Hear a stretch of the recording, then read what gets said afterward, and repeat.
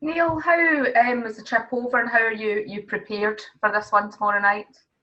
Yeah, we've left Chris Julian behind because he's still struggling with his back. But the rest of the squad that was available at the weekend have all travelled.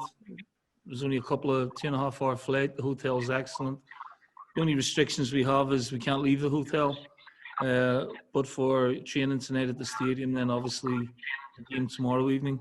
But the players seem quite relaxed, and yeah, the facilities here are excellent. Obviously, you want to compete on all fronts. How vital is a victory going to be? It's very important. Obviously, we've come out of the Champions League, which is a blow for us. So European football is important to a club like Celtic every season. So this game's pivotal in what we want to do. Our endeavours to make the group stage of the Europa League, and that opens up the whole season. So we're taking this game very seriously. We've got great respect for our opponents tomorrow evening, and we'll have a strong team available. What have you made of Riga, and how difficult is it to sort of maybe scout foreign opposition during this whole COVID pandemic? Well, obviously you can't see them live. You can't get live viewing, so you just go off, the most recent games. They're keeping clean sheets, so they're, tough team to break down. And in Mbombo, we've got a very physical, strong centre forward. They've got good sort of discipline in their shape. And obviously we're away from home in Europe, so we know that brings its own difficulties. They had a great result against Copenhagen, last year where they won 1-0. Obviously they lost the tie over the two games. So, yeah, this is going to be a very difficult game for us. We're under no illusions of that. You mentioned the blow of getting knocked out of the Champions League, but does last season's Europa League run just show you how this competition can throw up, Champions League opposition and a Champions League feels to certain matches? You look at the home and away wins over Lazio. Yes, and it stimulates your season. It stimulates the players, the supporters, and obviously, it's important, for us as a club to have European football to, try and make progression, improve on last year. We had a great, group campaign, but, we must negotiate two very difficult rounds first. So that's our sole focus on at the minute. And yes, hopefully that experience of last season will stand us in good stead for these games. But it's a one-off time. We have to get everything right. You've seen in the last couple of days that, it seems less and less likely fans are getting in to football matches. With Celtic having the most amount of season tickets in Scotland, does it put more pressure on this European season financially as well to get a good run in Europe? I don't know about more pressure, but, the pressure is the same. We haven't got a crystal ball. We can't sort of predict when supporters are going to come back into stadiums. I think we should endeavour to try and push on with it if we can, even though, restrictions are, being tightened. I know it sounds a bit contradictory, but, where would you rather watch a football game, or where is it safer, in an open-air venue or in a restaurant or a bar indoors? I think the open-air venues are far safer, and certainly you've got less chance of catching anything. And you don't want supporters in the stadium because the game's not the same. We've seen some, sporting associations yesterday, saying for the whole infrastructure of some of the sports in the UK, it's paramount that we get supporters back into watch sporting events. That's the crux of it, really. And I don't know if this is a damaging blow for what we're trying to do, but, we'll still endeavour to try and get people back into the stadium sooner rather than later. Neil, are you disappointed that seems further away now than it was prior to the governmental announcements? It looks like they're pausing, they're delaying, and from UK government, they're saying, look, maybe till March, April. Yeah, I mean, that's, very stark. And if that's a reality, it's very, very disappointing.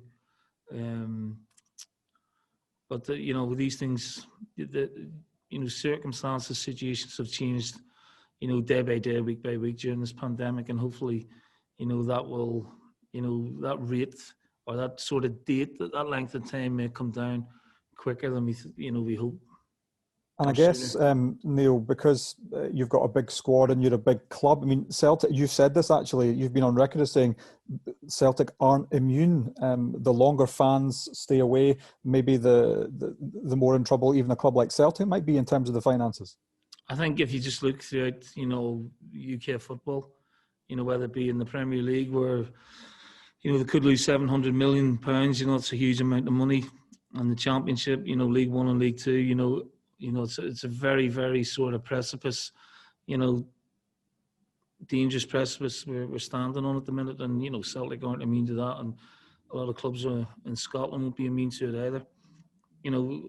Looking at some of the comments from other managers in England and obviously some of the governing bodies, it is a, very worrying situation that's arisen, regarding the welfare of sport going forward.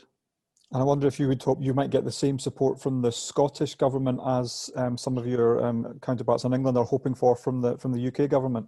Yeah, we've got to try and find some sort of smart solutions to this. There has to be, it can't just be closed door and that's it. There's got to be some sort of middle ground or some sort of compromise we can find to, make things better for not just football but for all sports really, because the infrastructure of some of these sports could collapse. Still so much speculation about Christopher Ajer. What is his mindset? Do you have to just remind him to keep focused while everything is the same? He is. He's very focused. He will start tomorrow. He's looking forward to the game. And, you can't control speculation. Like I've said, as always, there's been no concrete offers, no confirmation of anything. And we don't want to sell him. And he's in a good place mentally. So I've spoken to him on it yesterday, and I'm there as a support for him, which sometimes can be a very distracting situation he finds himself in. So, he's getting all the support he can from myself and my backroom team as well, obviously as his teammates. Just back to this game, Neil, in terms of it being this one-legged tie, is that still something the players are getting used to, or you need to try and get them in that mindset to make sure there's no margin for error? Yeah, I don't think the players are well prepared for it. They've, played in a lot of one-off cup ties domestically. This is different, obviously, little change of mentality, and you're away from home against, relatively unknown opponents. So, we're trying to prepare them as best we possibly can. But in terms of whether it's a one-legged game or a two-legged, they're well aware of what lies ahead of them. Sorry, Neil, could I just ask about Odsonne Edouard, rest at the weekend?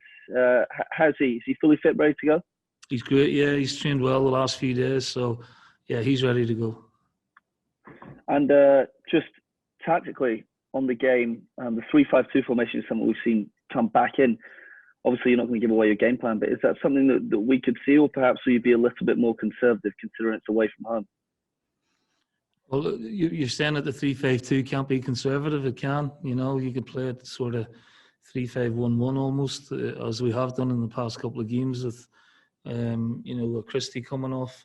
We'll have a look at it. We did it for the Copenhagen tie. We just felt, Griffiths wasn't, fully fit to play in the European games. But, not to give too much away, we can be flexible whether we start with a 3 or a 4. Just wanted to ask about your protocols, visitors team. You already told you can't leave the hotel room. What other sorts of rules you have to apply? Well, face mask coverings. We're all in the one room where we're eating. And basically you're not confined to your rooms, but we sort of cordoned off in one area of the hotel, and then obviously it's just training, going to the stadium tonight, and then stadium tomorrow, and obviously we can't leave the hotel, so it is quite restrictive on movement, but something that we knew about before we came here. We've already been tested this morning again. Waiting